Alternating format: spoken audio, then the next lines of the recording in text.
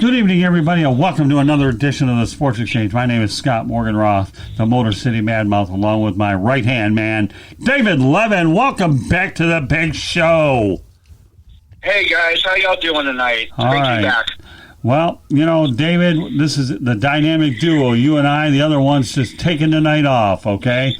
And with that said, some big news today in the world of sports, let alone Southern Florida, as Don Shula, the legendary coach of the Miami Dolphins, who, by the way, once was an assistant coach of the Detroit Lions and formerly coached the Baltimore Colts, passed away. He died in his sleep at the age of 90. And, David, you know what?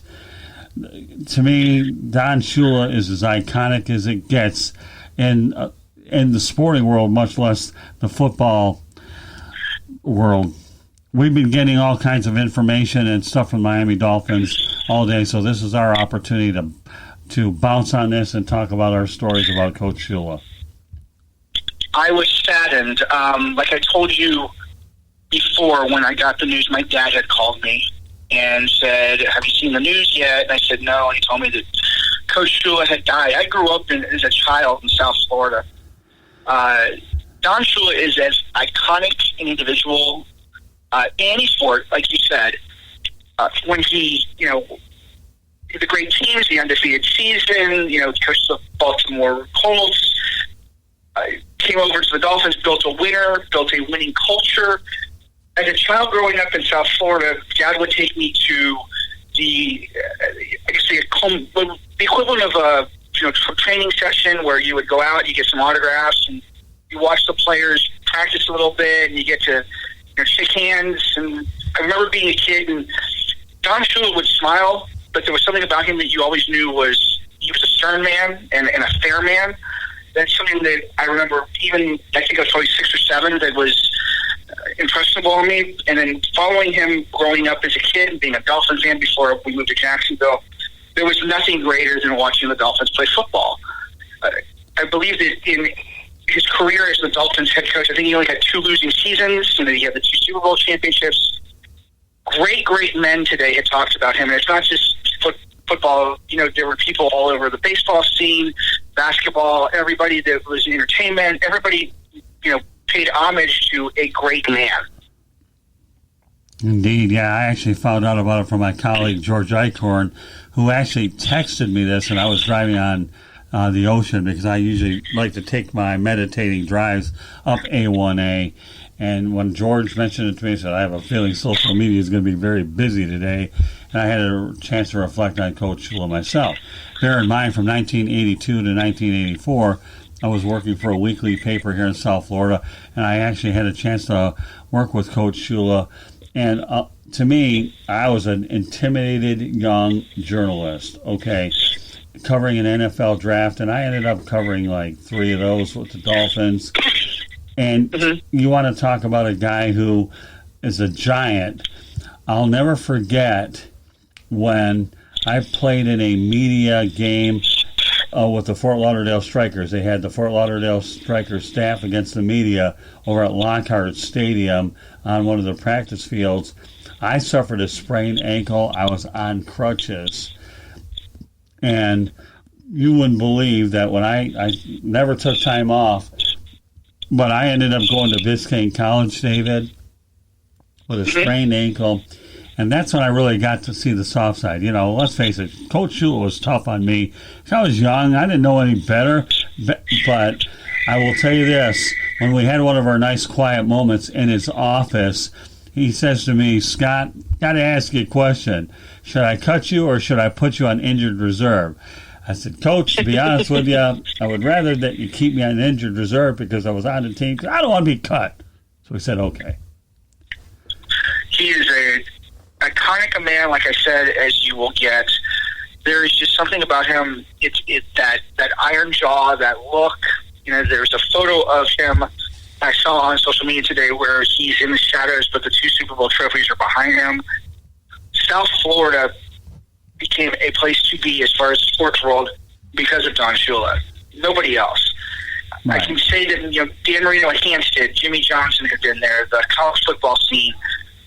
Those things that went on But it's Don Shula that put South Florida sports on the map. Oh, no doubt about it. I mean, listen, when I was working over there at Biscayne College, that was considered Camp Shula back in the day.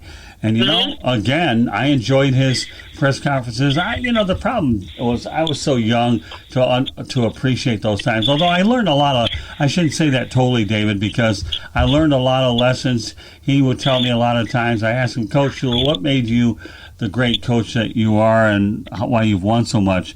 And and I asked him in a very respectful way. And, of course, being young, what do you expect? He said, you know what, Scott, the one thing I've always tried to do is make sure that I wanted the players to play to their strengths, not what they couldn't do, but what they could do. And that message has resonated, David, for my entire life. I learned it at a young age, and hearing it from him and just a few stories, if I were older, it certainly would be different. But my buddy Chip Namias, who's the PR guy for the Dolphins, it was his first NFL boss, and Coach Shula was the first NFL coach I ever worked with. So to me, it's just unbelievable. And so when I reflect back on this day, it's just something I'll never forget. Now, when I think about Don Shula, however, one of my best friends to date, Mark Wilson, who I was on with the Sports Exchange last week with Rick Curdy, we talked about Don Shula when we reminisced with Curdy on the Sports Exchange, and we worked here together from 82 to 84, and the amazing part about it is Shula died peacefully in his sleep. If you're going to go out, that's the way to really do it. Yeah, it's a godsend for that, But and he lived a full life. Yeah, but when you think about it, though, Mark and I lived it. Back then you had Miami Hurricanes football, David. You had the Fort Lauderdale Strikers and the Miami Dolphins. That was it, Dave. Oh, I remember. I was a youngster. I mean, you're a few years older than me, but I remember. Right. I remember being a kid and going to Lockhart Stadium and watching the Strikers play all the time. Right. As a kid, or Shula was the only game in town. You didn't have to worry about baseball. You didn't worry about basketball because it wasn't there. Because Miami wasn't the mega center that it is today. Right, and of course they've added the Panthers as well. So it's a four major sports town is really what it is. But Don Shula was the type of guy who let Dan Marino throw the ball all over the place because he was generally considered a conservative coach.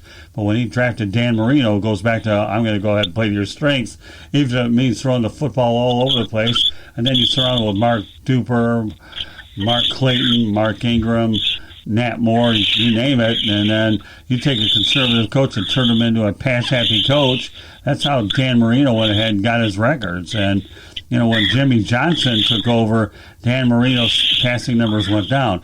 But, again, this is no indictment against Dan Marino and Jimmy Johnson who wanted to run the football. No. This is more of a credit to Don Shula enabling Dan Marino to perform in his strengths. So, again, I've been critical of Dan Marino many times, but not in this particular case because Dan Marino was undoubtedly one of the best quarterbacks I've ever seen because of his press release, all attributed to what Don Shula, the position that he put him in. But getting back to my lessons, I learned a lot at a young age, and those stories that I just shared with you and the rest of our listeners, to me, are just truly unbelievable, and I'm glad that I have an opportunity to pay tribute with him, let alone with a guy that's a South Florida person such as yourself, David. It was just some unforgettable times, and with George Eichhorn starting it off by letting me know and completing the evening with you is just truly unbelievable. So, any other thing you want to talk about with Don Shula?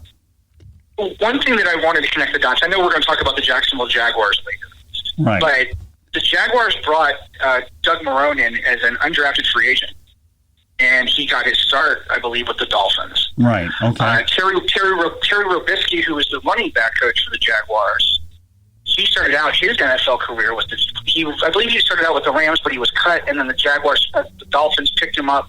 He played there. I don't remember. I think it had already moved before Marrone had played for the Dolphins.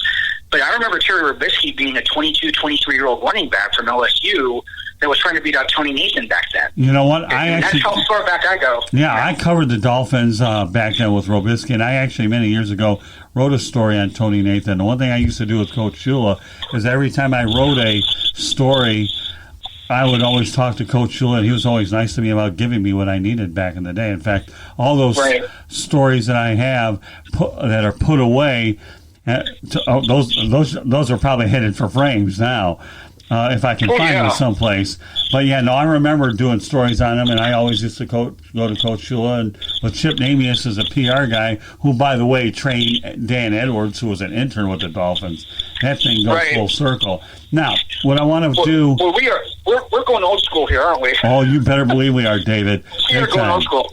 Well, you mentioned Dan Edwards, Chip Namias, two of the greatest PR people I've ever worked with, and I have a lot of other ones. But let's talk about May 4th in general, David.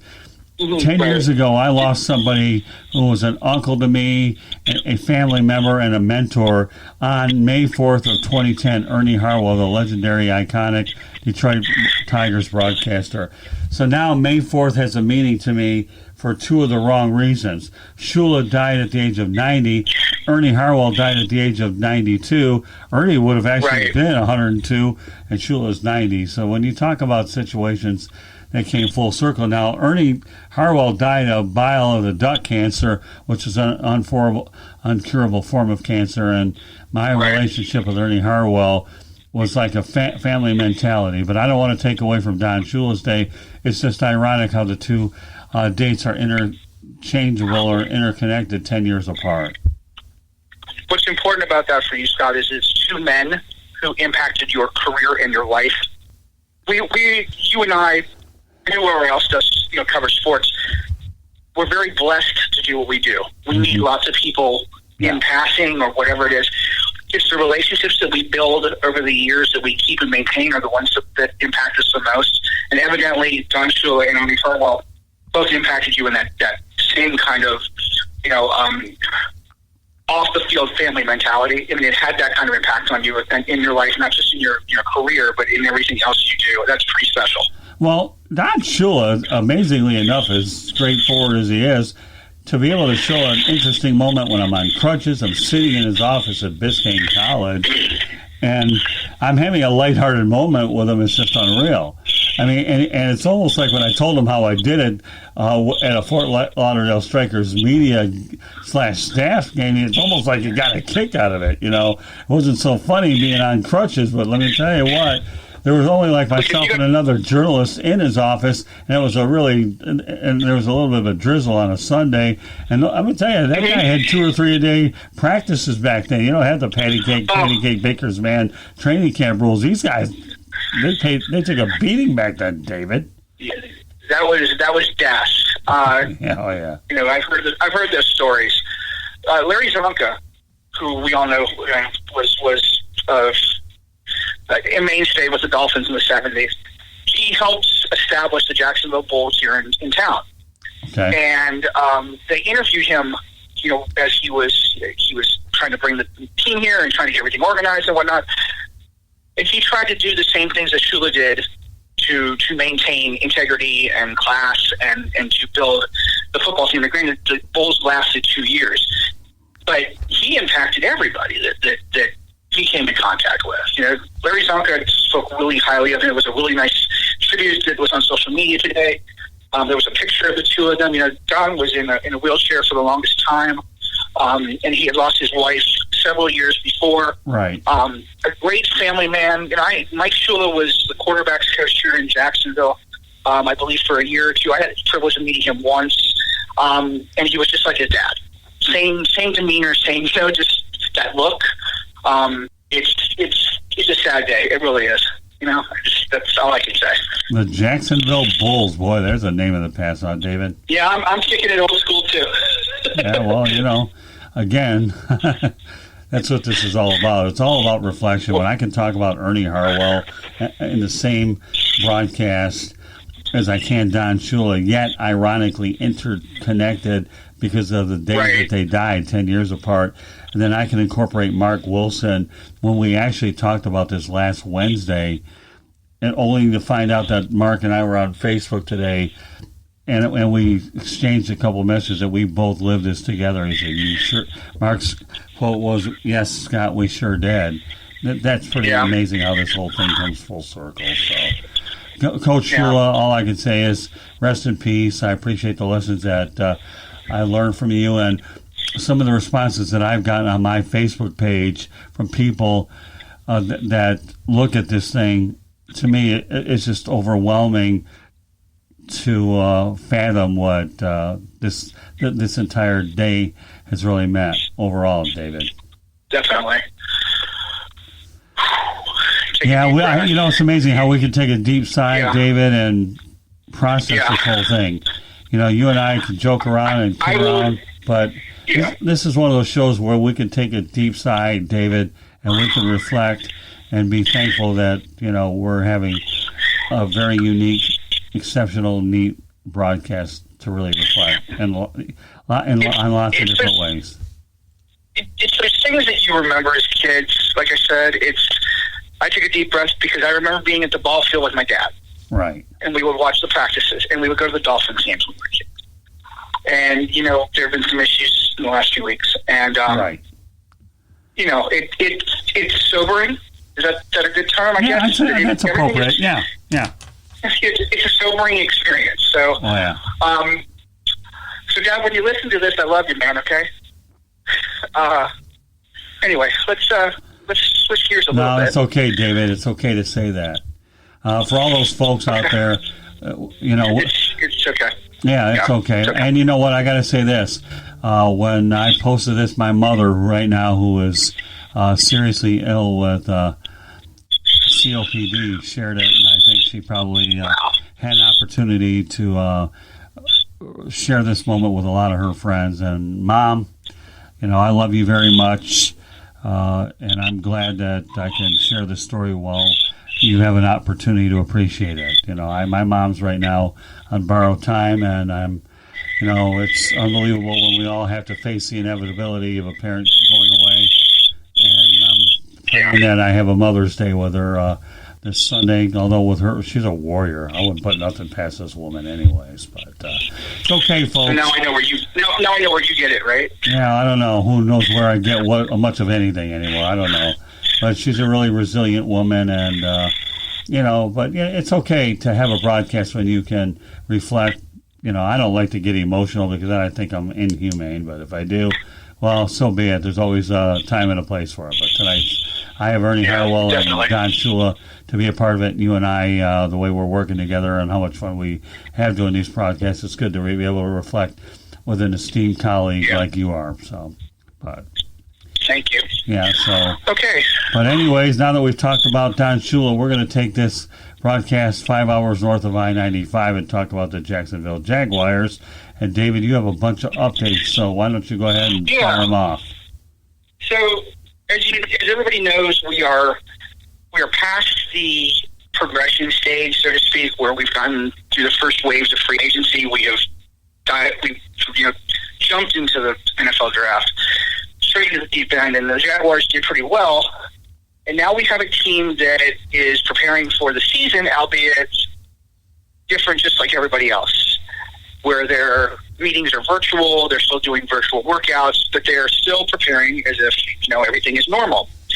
Funny thing about that, Scott and Candy, today they announced that they're not going to play games in London or anywhere else. I think it was Mexico City that they were going to have a game in as well. Because of COVID-19 and the threat of whatever the unknown, and they want to protect the players and the teams and everybody involved. So that changes things a little bit for the Jaguars because this was going to be the year that they were going to play 2 home games at Wembley Stadium across the pond. I guess you would say the upshot of it is the fan base is excited that the 2 home games that they normally would have not been able to go to, they have an opportunity to see now because they have to be played at TIAA Bank Field if they let the fans in to play the games. The other part of it is that, as we talked about before, it's a major financial hit for the Jaguars, and you don't know where that other source of revenue will come from. Right. Well, when you have a billionaire owner, that helps. But it does, yes. Somebody with deep pockets definitely helps. But it's a little bit different than that. Jacksonville is the second smallest market in the NFL next to Green Bay. Right. Green Bay is a blue blood, though. And as you know, yes, Candy, go Packers. Thank you, yes. Okay, yes. But as you know, nothing's going to happen to Green Bay. Green Bay is the establishment. Jacksonville is the upstart. And even after 26 years, it's still, the what do you want to call it, the duckling, or, the stepson of the league, where they have to generate as much revenue as they can so that they can be solvent. And they make a profit, but they don't make a great profit. In comes Shad Khan, who buys the team in 2011. And he has all these great plans to make it a better team and improve the NFL experience, because that's what fans want. And then he decided, well, I got to make more money, which he does. But he's using the international game to make profit so that he can keep our team solvent, so he can handle outside projects like parking lots and infrastructure and game day experience and all these things that he may not get from the city. And that's a political discussion for some other time. As you know, the Jaguars, you make so much money for selling out games. It doesn't matter whether it's the Jaguars or the Lions or the Packers or anybody else. If you go play in London as the home team, you make the money for 2 games for that one in the States. So I believe the figure was $9 million, or something to that extent. You make $9 million for a sellout. Well, in London, you make 17 or 18. So he wanted to play 2 games this year, which would have, doubled. So if those are the figures, and I'm using that just as a base point. Let's say he makes $8 million at home for a sellout. He makes $16 million in London. That's $32 million that he makes in 2 games, which is really 4 games in the States. Right. It's simple math. At least, and I know it's simple math because I understand it. Right. So, where does that money come from, Scott, now that he doesn't have it? Well, let's face the reality, David. We don't know whether fans are going to be at these games anyways. So the one thing that the NFL I can say is they've got the best TV contract on the planet. Can't say that about a lot of the other sports, David. You really can't. So Shad Khan knows it. He's aware of it. If you're an NHL owner and you're losing $32 million, then you start scratching your head and twiddling your thumbs. If you're Shad Khan, he's a billionaire. Yes, is he going to take it on the chin? You bet. But we all know that nobody's winning over COVID-19, David. We really know that. No. And I wasn't trying to I know what you're saying. Right. I wasn't trying to say that. Hey, listen, we know. Well, first of all, let's not lose sight of the fact that many years ago, the Green Bay Packers used to play games in Milwaukee before they fixed up Lambeau Field. Now, I don't know, Candy, whether or not that was attributed that they were going to make some of the money off the Milwaukee fans, or whether... Right, they get 2 fan bases then. Right. So, It's, even though one's going overseas and the other one's going 2 hours away, nevertheless, there's still financial... You're still making money, yeah. Oh, yeah, so I mean... Well, and when the Packers needed money, they went out and they sold... they charged everybody that owned tickets, season tickets, a seat licensing tax. And they sold stock. Right. So the Jaguars did that. The PSLs, when they first entered the league, and I believe the Carolina Panthers did that as well. The St. Louis Rams did that. And I don't know if it was somebody. I don't know if the Indianapolis Colts or the Arizona Cardinals did that stuff. I think that was probably before their time. But it would be the PSLs, the C licenses, and people would hold on to that. Mm-hmm. And there was a determined time that you could hold on. I know it was 5, 6, whatever years when you bought it. Right. That ended. I mean, people kept their tickets over the years, but I don't know if it's still the seat licensing, because I believe that the NFL put an end to that, didn't they, or they modified it? Well, it depends on the stadium situation, David, doesn't it? I can only imagine what the Raiders are going to be charging for their personal seat licenses, too. Oh, gosh. Well, it's Vegas, too. Yeah. Well, but it doesn't matter. Yeah. When you build a new stadium, David, you're dealing with personal seat licenses no matter where you're at. If you build them, they will pay. That's what I can say. No kidding. Wow. make sure we got that on tape because that's his new. That's his new mantra. If they build, they will pay. I know, that's my point. Exactly. So, but yeah, it's fantastic. But we know Shad Khan's going to take it in the pocketbook. But if there's anybody that can go ahead and take it in the pocketbook, it's Shad Khan. I mean, I guess I should be happy about it because I hear that Lions are one of the teams that could be headed to London. And now I don't have to worry about it because they only play once every 8 years. So I'm not so much sweating bricks over it. Let it happen next year. I don't really care. And that was the game, I believe, wasn't it? Especially the Jaguars and the Lions were supposed to be one of them. Exactly. So I'm not whining about it. But no, I understand. So you're happy that you get to see them if you can. Well, well, that's true. Let's face it. I'm a Detroit Lion. I've covered 3 teams on a regular basis. I've covered the Dolphins actually first, followed by the Lions for the better part of 10, 11 years, and of course the Jaguars. I've been involved with them the last few years. So. But yeah, I know the Lions were a team that were ticketed to go out there. But what are you going to do? I mean, that's just the reality that COVID-19 is. And I also think it's a no-win situation with the Jaguars and the fan base.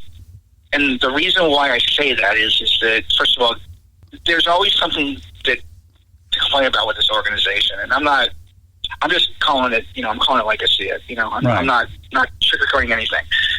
The Jaguars could be 16-0, and there would still be some issue. and it's always been that way.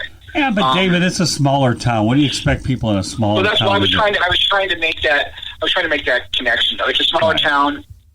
It's not a blue blood. It's not connected. It was a college town before it was an NFL town, and to some extent, it's still a college town because of Florida State, Georgia, the connection, and all those things. Oh yeah. And don't forget Georgia either. No, definitely not, because that's a really big part of this. Right. First of all, I'm really glad that the games are here, but I also know that next year we may not be so lucky because he's still got to still figure out revenue. So I would guarantee. Well, I'm not going to guarantee it, but I would pretty well say, he's going to play 2 games in London next year if he can. And he's going to have to do something else to help.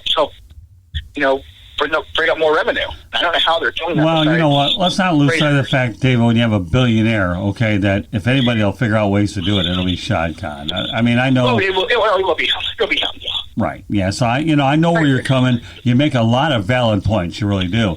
But the reality is, it's just not safe to take a team over there for the better part of 2 games under this climate. Let's face the reality. 2020 is just a year which is completely, totally upside down anyways. It is. So everybody has to deal with it. I hate to say this, but my younger brother, who is an owner of a restaurant chain, is taking a hit too. He really is with a lot of his restaurants. So, he had ideas to expand his restaurant chain, but right now, he's just got to hope a bunch of these restaurant chains survive, right, Candy? Mm-hmm. Yeah, I mean, most of the restaurants are in areas where it's closed because they're still paying rent. They're still paying electric bills. Those don't go away whether you're open or closed. I don't know how it is down there where you guys are, because I know that they are not opening up as much down there as they are here. And today was the first day that they allowed some businesses and restaurants and whatnot to open up at 25% capacity. Right. I can tell you that traffic-wise on the street was no different. I can tell you that I stuck my head in the mall as I was coming home just to see what it was like. No anchor stores are open. A few shops. People walking around milling, honestly, because they've got nothing else to do. Nothing's changed. Just because they took some restrictions off, people are still scared and cautious and wearing masks and walking around. And this epidemic, this pandemic, is affecting everything under the sun. There's no way of getting around in sports. And we discussed it last week, about baseball. It's not going away anytime soon. Oh, I agree. Oh, you are so listen, this pandemic's going to prevent me from seeing my mother, so the best thing I can do is FaceTime. I know. But I'll tell you what, though, you made an interesting point, though, Dave, and that's this. Even when things loosen up, and Dave Brower and Palm Beach County aren't loosening up that quick because that's where a lot of the reported cases are. But I intend to play it cautious. If it means I have to play it cautious till June or July, so be it. I don't care. Candy and I are talking about taking a vacation, and if we do, the only one that makes sense, since I can't really go to Detroit, perhaps might see Candy's sister out in Nashville, Tennessee, which might be a place I could end up going in multiple times this year, God willing. So I have no problem going to Nashville, hanging out with family, just to get away for a few days, But that's just the way it is. I don't name an individual that hasn't come through this pandemic unscathed. It'd be pretty hard to find a few that haven't. So. No. But at least Sean Con's better prepared to handle it than most. Yeah, of course. All right, want to talk about other things going on with the Jaguars? Yeah, all right. So I just want to go over a few things. So obviously, as we full well know, there's no London games as the NFL schedule is going to come out this week. So you're telling me, how does that affect the Jaguars and the NFL overall, though, Dave? Well, provided they are going to allow fans in the seats. I know, by the way, there's been information about ticket sales and whatnot today, of all days, by the Jaguars. They sent stuff out to their season ticket holders and coming up with packages and whatnot. The fans are going to get to see 8 games, at least locally. That's a good thing, at least for this year. Hopefully they'll get to see 6 of 8, you think? I don't know. I really don't believe that we're going to have any fans in the stands the first month of the NFL season. Okay. At all. Depending on when the first of the season starts. Right, and I was going to say that. We don't know when we're starting yet. Right. So, I love the fact that the schedule's coming out, but it doesn't mean anything if we don't know when we're starting. So,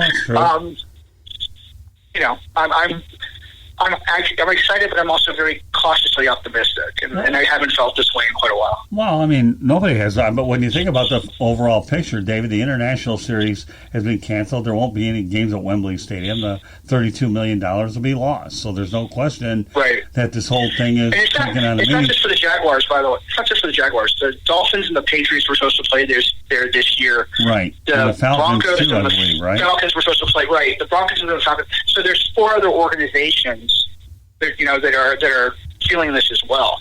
But the organizations that you're talking about, David, were obligated to because they hosted Super Bowls too. So, but even though you host a Super Bowl, I'll tell you, you're making out like bandits playing out in London no matter what. Oh, you are, yeah. You really are. Yeah. So I don't feel bad for those teams that have to host those games at all because they're getting paid handsomely for it. Especially if if the New England game would be one of the later games, and who wants to sit? I mean, I know people do it, but who wants to sit in freezing temperatures as opposed to going to London to watch a game? Oh, I don't know, Katie, because I'm sure you would sit at a 4:00 game in Green Bay and you love every minute of it, right? Well, yes. So, David, I believe that the 17-game schedule will be implemented. Is that correct? I believe so too. Yes. Right. So, how do they determine what team's going to get the 9th home game versus the 8th, or is that a rotating thing every year? I believe that's rotating. I don't know enough about that, but I know it was supposed to be rotating. Okay. Part of the, I'm going to say this, and I'll bet you, and this is just speculation. Okay. Jaguars were going to send 2 home games to London so they could get the extra home game of 17. So in other words, instead of having 8 home games, they have 9. So you would actually have an extra home game. You would have had an extra home game played at TIAA Bank because you went 1 for 2 instead of 2 for 1. Right. Yeah. Okay. I'm really good with that math tonight. Let me tell you. Well, good. I'm sure Fred Edling must be listening somewhere, my father-in-law, and I'm sure he'll critique you on your math down the road when he figures out how to listen to it. As soon as I said it, I was like, okay, Candy's dad's like going, what the hell? Yeah, right, exactly. So we've got the schedule going. Up. There's no London games. We don't know when the start is. Right. We don't know when the start is. We don't have a set date for training camp. We're still up in the air. We are still going through the motions of determining what is safe and what isn't. So it all comes back to COVID. It really does. Oh, yeah. No doubt about that. All right, so Let's move on to Andy Dalton. Obviously, you mentioned the Jaguars did not get Andy Dalton. What happens now?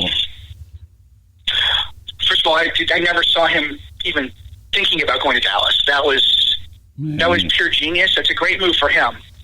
It's his home state. It does two things. What? It's his home state. He played for TCU for 4 years. Home state. It is, he gets to play for the star, and it puts pressure on Dak, and Jerry Jones is smiling. And, the Jaguars they were interested. They didn't get him. Now you ask, do they bring in another veteran?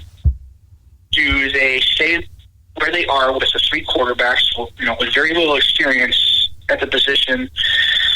Do they make a trade? Does something else happen? I mean, there are quarterbacks out there, Scott, that are going to get cut, or they're not going to play, or they're going to make a deal. Somebody's going to look to trade.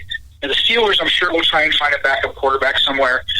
I've been kicking around some names that might be potential veterans that they could bring in, low cost, high reward type of deals. Then there's Cam Newton, who's still out there, who I'm praying to the gods does not wind up here, because he said he wouldn't sign for anywhere but to be a starter, and that was made public yesterday. So that kind of dispels the myth of the Gardner Minshew all-in thing.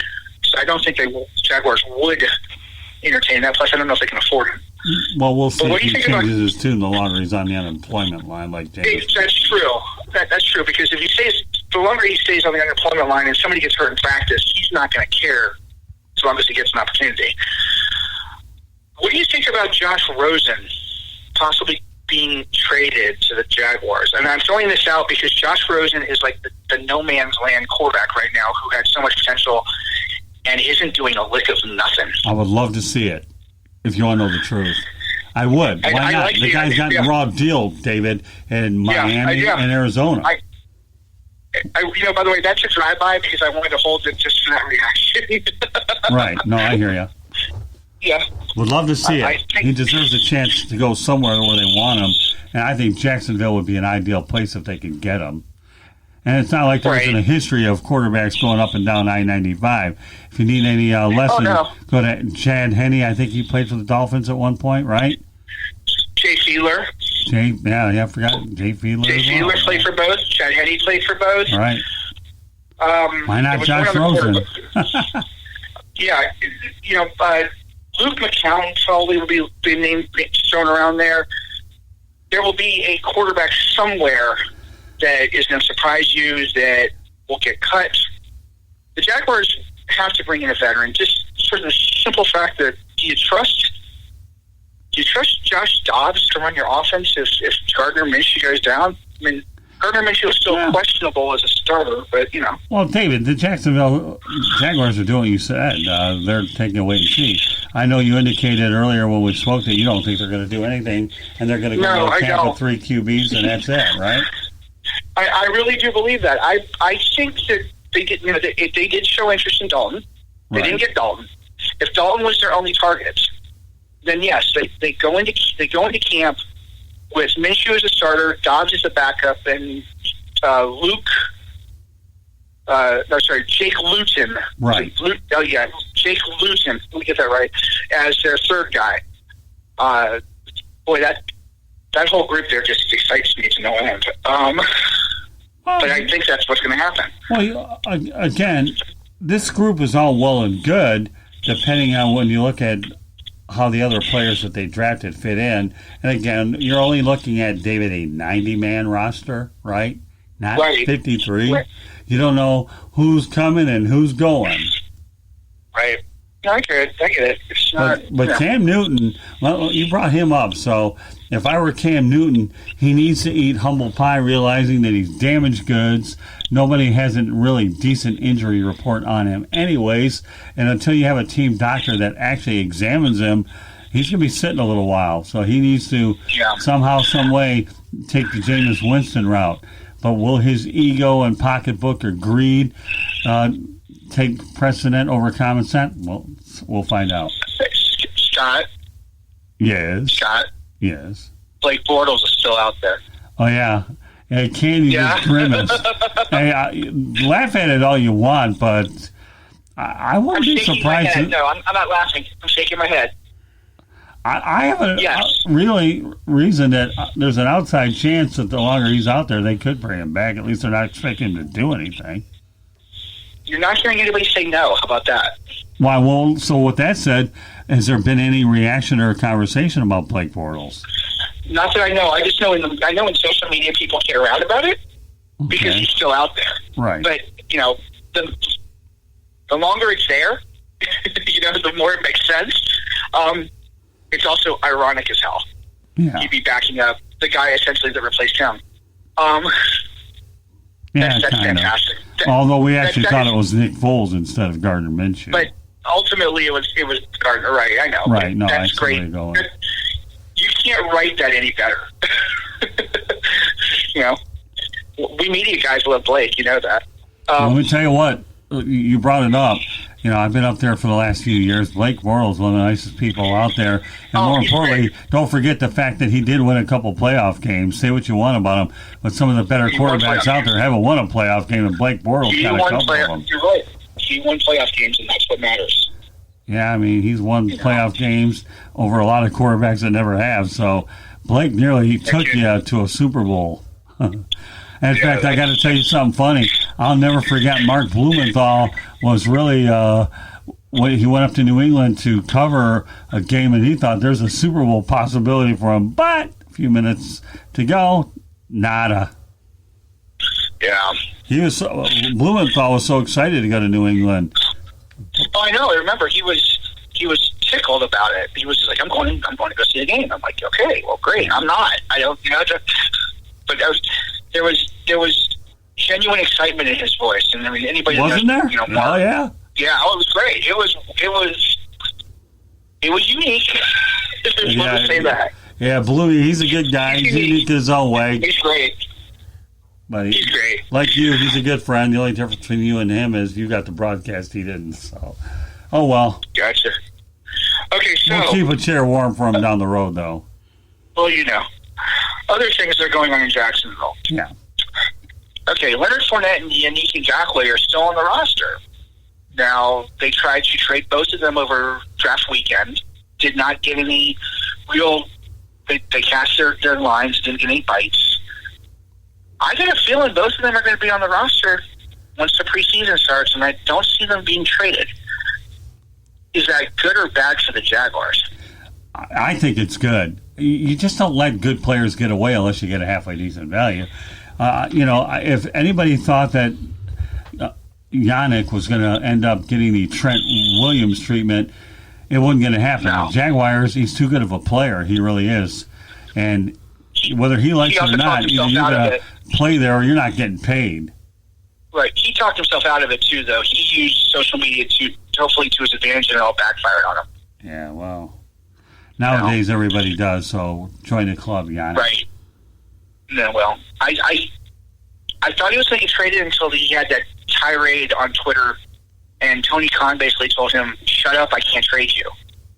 Right. So, and by the way, you're hearing very little from Yannick on social media these days. It's amazing what happens when you get told to, pipe down. The Fournette situation I'm a little upset about, Scott, only because I understand that there are issues between the player and the front office, from things that have happened in the past. Right. But Leonard's never been the guy to talk about his contract. Leonard's never been the guy to talk about the team negatively. Leonard's never been the guy to talk about, air dirty laundry in public. He's matured. I think this has a lot to do with the fact that this was a Coughlin pick. That's my personal opinion. Really? I do. I think that there's been some talk that other people in the room wanted Pat Mahomes or Deshaun Watson, and it was Leonard. Yeah, but you know what, Dave? It's easy after the fact. If it was a Coughlin pick, Coughlin felt they needed a good running back. I think Leonard was being treated poorly. I really think that's too bad. To me, if he goes away for practically next to nothing, I think that's a step backwards for the Jaguars. Leonard Fournette, to me, I've enjoyed watching the guy run. I think he's a fine running back. I really do. Candy, you've seen Fournette run. What do you think of the guy? Yeah, I mean, he's good. He's got some power. He's got some speed. Good. Yeah, And he learned how to catch the football last year, which was really impressive. He didn't do that in college. Well, he's a dual he threat. really learned how to. Yeah. He really learned. He became a man, and I know we use that cliche just so easily, but you saw it in the first 2 years. He plotted. He was a kid. He kind of moped around. He did all these things. He came back with a purpose. I mean, he really showed maturity. So, what's the problem? Well, I don't know. I think the Jaguars made a mistake by declining his fifth-year option. Trust me, he'll be a very coveted running back next year when he hits the market. Or they're going to have to franchise him if they think he has an exceptional year. That's going to get expensive. I agree. So go ahead. Okay, so finally, hang on one second. Well, David, you said that you felt that the Jaguars had a few cards to play. Can you elaborate on that, please? Sure. Well, this is what I think. Ngakoue doesn't have any suitors right now. Jadeveon Clowney is still out there. Jadeveon Clowney hasn't been picked up by anybody. So as long as Jadeveon Clowney is still out there, Unique Ngakoue is still going to stay with the Jaguars. Right. No matter what. Okay. And I'm really surprised. And I'm sure that you got to have some opinion about that. But Clowney not signing with anybody is kind of odd to me. But Jan needs to sign his deal, keep his mouth shut, play for the Jaguars 1 year. Maybe there's a way that we get back to some kumbaya moment where he walks in and tucks his tail between his legs and says, I'm signing this, but you have to promise me you don't tag me next year and let me walk. Or find me a deal. Because if he has a 10-sack season, somebody is going to trade for him. Right. No doubt. But, there's got to be a come to God meeting where he and, Dave Caldwell kiss and make up. I don't know how that happens, but the Jaguars right now are in the best position here because he can't go anywhere. He either signs it or he doesn't play. Right. The Fournette thing, you hit the nail right on the head. I don't know if picking up the fifth-year option was the best thing, but they should have at least said to him, we're not picking up your fifth-year option because we don't want to pay you this amount of money.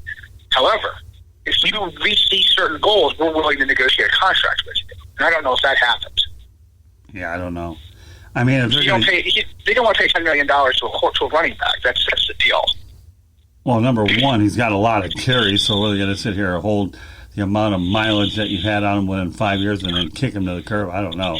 I mean, the only thing that I've ever heard Leonard Fournette say in public goes, bring in Cam Newton, we can be better. If that's the worst thing he's ever said in social media, God help us. He's like the kid growing up and trying to mature. You see it, he's young. He really misses his family. I appreciate that too, by the way. He has two small kids that he adores. And I think that's wonderful that he wants to be, a full-time dad and an NFL player. Right. And I really believe he's a genuine good kid. I think that sometimes he's misguided because when you're 24 and you have lots of money, you kind of make weird mistakes. Or you're just not, you don't handle it well. I want to see Leonard Fournette stay. I know he's not. And that's just the way it is right now. Okay. Well, we'll stay updated on that situation, see how it plays out. I think if the Jaguars let Fournette go at some point, I think it's a major, major mistake. And mark my word, there will be no shortage of suitors for Leonard Fournette. So, all right. And one more point you want to bring up: you say the Jaguars draft class was ranked high by most NFL analysts, but the team is still giving a little hope to be a contender this year. How does the team close the gap, Dave? Okay, so I don't want to say Dave Caldwell because it really wasn't Caldwell last year. Well, it was Caldwell and the whole staff. For 2 straight years, the Jaguars have put together a really good draft class. Top to bottom, successful. And I know that with 12 picks, you kind of either got it or you didn't. Of the 12 picks, the Jaguars have 7 legitimate players who could start at one point this year, which, you got to get at least 50%. The first 5 guys who they drafted could all challenge for playing time. I wasn't crazy about the C.J. Henderson pick, but it makes sense. Chason is going to be a terror either at outside linebacker or with his hand on the ground. There's speed with Chenault, who will become the number 2 guy, which means C.D. Westbrook. This is the last year. I liked I like the Barch pick, who was the fourth rounder, who is just a mammoth kid who's going to fit in somewhere at guard or tackle, and is going to be a mainstay once he gets a little more experience under his belt. Just everything was solid about what they did. Dave Harwell said that he had to hit on all 12. I don't know if he hit on all 12, but he smacked a screaming triple into the gap. Let's put it like that. And everybody's praising them. CBS Sports, Bleacher Report, ESPN, fan-sided. Gee, imagine that. We liked it too. I gave them a solid B for what they did, because I would have liked to have. I questioned the Henderson pick. And for all this great stuff that they're giving them A's and B's and whatnot, then you go back and you read the Jaguars are still 30th, 31, or 32 in the NFL, and they can't go anywhere.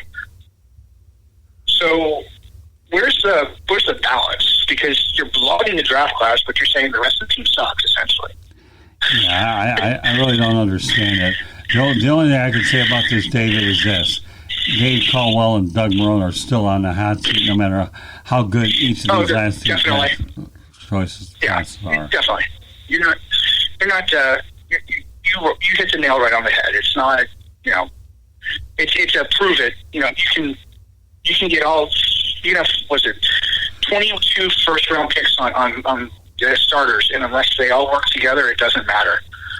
You can be this 85 Bears, and if you're not producing, it doesn't matter. Well, you keep unloading good players. You keep bringing in these draft choices. By the time you get to their fifth-year option, you don't want them.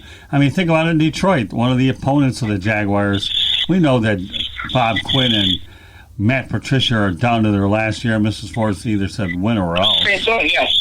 So you have the same identical situation against two teams that will be playing each other this year.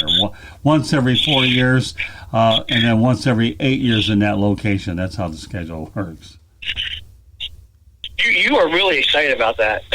Well, I kind of am. I mean, I've been trading from the Lions to the Jaguars. My goodness. They're both cats. Yeah, okay, just remember that. Yeah, well, I mean, my heart's with the Lions, but the Jaguars are where I've been the last few years, and there's also that little dynamic of going to Green Bay, and my photographer is sitting in front of me in front of a microphone, right, Candy? That's true. That's where the Jags are supposedly headed. She's just waiting, isn't she? She's so excited. And I have a feeling you'd be chomping at the bit to go to Lambeau if you get that chance too, Levin. I have. No, we discussed this. I want to go. I have a bucket list of things I want to do, and the Lambeau thing is definitely on it. So, that's definitely a possibility. Hey, that's an opportunity to take your other half up to Green Bay, and maybe we could all freeze together up there. In the village. Although we'll know when they're going to freeze together on Thursday, right, Candy? Isn't that when they announce the schedule? They're supposed to announce it, Thursday at 8. Yeah, Thursday, right? Hey, Scott, I think I got stuff we're going to talk about besides baseball. Oh, yeah, what's that? At some point is the schedule. Yeah, I'm very curious what they do. Well, you know what? Actually, what we'll do, David, now that you brought that up, is we'll probably go ahead and schedule a show where we're talking about the NFL schedule. How did all that work with all those schedules? How many 3 or 4 of the kinds of the name schedule do I have in that sequence of schedules? How many times can you say schedule in 10 seconds? I can't because I'll fumble. I will. I know I will. You made my point. So, I'm glad. So, we've covered everything. Good stuff. Well, no, we haven't covered everything. We're going to let everybody know how they can find Mr. Levin. And sure. First of all, go ahead and lead off. All right. Well, hey, guys, I really enjoyed tonight. If you're so inclined, I can be found on Twitter at DM719907. I write for fansided.com. I cover the Marlins for Marlin Maniac. I am the site editor, and then I am the site expert. Sorry, site expert. I got to make sure I say that right now. Site expert, and I'm also the site expert for blackandteal.com, where I cover the Jacksonville Jaguars in the NFL. All right, Candy, let some people know how they get a hold of us, and I'll go over some of the social media, and then we'll talk about the shows on the network. www.southfloridatribune.com is the website where you can find all these podcasts. You can also find the podcasts on Apple Podcasts, Spreaker, Google Podcasts, Deezer, Spotify, Podcast Addict, wherever you get your podcasts. And, of course, we can't forget iHeartRadio, right? Oh, of course, iHeartRadio. And if you have any ideas, you can always email us at southfloridatribune@gmail.com. And as far as social media is concerned, please follow our YouTube channel. It's South Florida Tribune has a YouTube channel. We are on Instagram at South Florida Tribune. Why South Florida Tribune is contagious because we take it over to Facebook. You can like the page over there. Go over to Twitter, and I have a personal account at Scoop with 5 3s, and at Tribune South gets it done. My LinkedIn, Scott Morganroth, is on there. Am I missing any other, Candy? No, and we have a bunch of other shows that you can tune in as well. Obviously, you are listening to the Sports Exchange here on the South Florida Tribune Broadcasting Network. Prior to this broadcast, we had the South Florida Tribune podcast. We have Motorman and Rude Dog, The Real and the Rare, Fantasy Football with myself and Ryan Skillroot, and the other one that David Levin and I take ownership, 108 Stitches Baseball Talk, and we'll have an episode of that on Thursday. We'll keep you posted as to what that is. But meanwhile, first, before we sign off, I want to make sure that everybody, please be safe, stay at home, practice social distancing. Don't chomp at the bit to leave yourself into trouble. It's just not worth it. And kudos to our first responders. We hope that everybody's enjoyed this edition of the Sports Exchange tonight. It's our responsibility here at the network to make sure that we do the best we can to entertain you the best we can and take your mind off of some of the problems that you are, because at some point we know full well that a lot of this will get behind us, but this is really what we have to find out what we're really made out of. And David, any final thoughts before we get off the air? Yeah, Scott, you knocked it out of the park tonight, guys. This was a lot of fun. Thanks so much. Oh, you're welcome, David. Like I said, you're a tremendous asset to the broadcast, and I think that when we had a good time with Chris Roberts last week, it was an opportunity to talk to an LA icon. And again, we have a lot of things that we're working on right now to try to make these programming a lot better. And when you have a bunch of guys that I feel in my system, like you and Xavier McKnight and Rick Curdy, just to name a few people, Ryan Skillroot, and of course, none of this would be all well and good unless Candy Ebling does a tremendous job on the broadcast, as well as what she does on the website. So, but meanwhile, on behalf of David Levin, Candy Ebling, my name is Scott Morgan, around the Motor City Madmouth. Wishing you a good evening, and we'll see you again on another edition of the Sports Exchange. Good night, everybody.